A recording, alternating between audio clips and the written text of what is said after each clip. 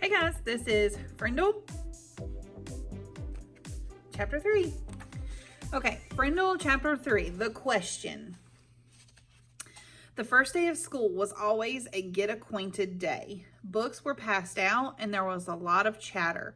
Everyone asked, "What did you do over the summer?" Periods 1 through 6 went by very smoothly for Nick, but then came period 7. Mrs. Granger's class was all business.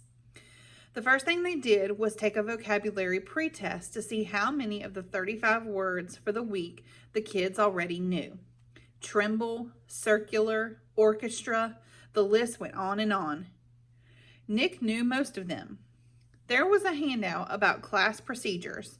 After that, there was a review paper about cursive writing, and then there was a sample sheet showing how the heading should look on every assignment. No let up for 37 minutes straight.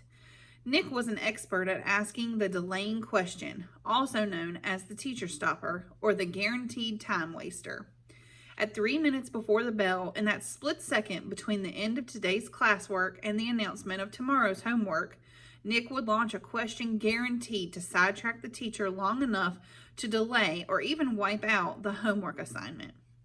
Timing was important, but asking the right question, that was the hard part.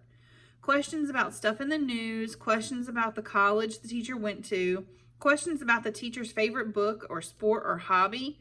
Nick knew all the tricks, and he had been very successful in the past. Here he was in 5th grade, near the end of his very first language arts class with Mrs. Granger, and Nick could feel a homework assignment coming the way a farmer can feel a rainstorm. Mrs. Granger paused to catch her breath, and Nick's hand shot up. She glanced down her seating chart and then up at him. Her sharp gray eyes were not even turned up to half power. "Yes, Nicholas?" "Mrs. Granger, you have so many dictionaries in this room, and that huge one especially. Where did all those words come from? Did they get copied from other dictionaries? It sure is a big book." It was a perfect thought grenade. Ow! Several kids smiled, and a few peeked at the clock. Nick was famous for this, and the whole class knew what he was doing. Unfortunately, so did Miss Granger. She hesitated a moment and gave Nick a smile that was just a little too sweet to be real. Her eyes were the color of a thundercloud. "Why, what an interesting question, Nicholas. I could talk about that for hours, I bet."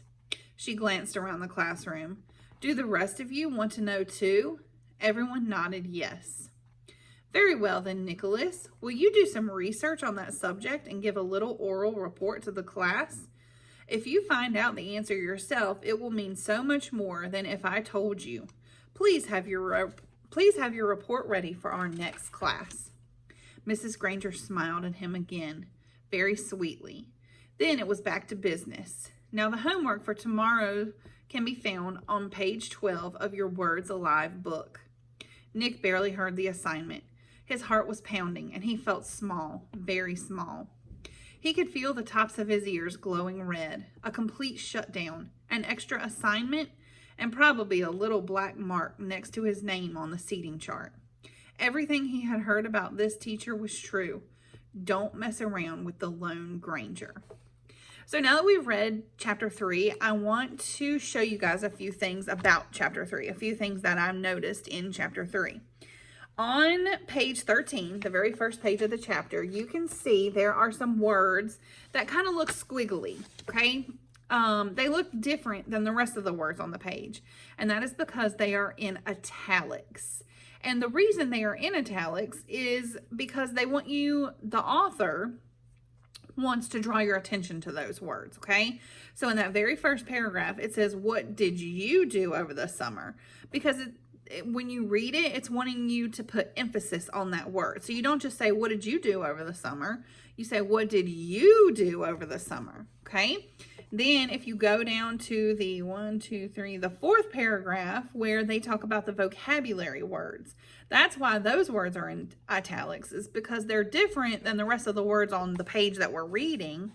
Those are the words that are actually on their vocabulary list, and they want to draw your attention to that. Now on the very last page of the chapter, chapter 16, you can see in that very first paragraph, it says that the homework assignment can be found on page 12 of your Words Alive book. Now, the reason for those italics is because that is the name of an actual book. So if I were to tell you to get out your Virginia Studies book called Virginia Studies, if I were typing that to you, then I would put the Virginia Studies in italics because that is the name of the book.